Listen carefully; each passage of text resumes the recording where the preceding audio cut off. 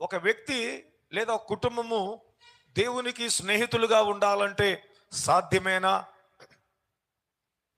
Bible గ్రంథంలో వ్రాయబడింది సాధ్యమే. హల్లెలూయా. బైబిల్ గ్రంథంలో చాలా మంది దేవునికి స్నేహితులుగా ఉన్నారు.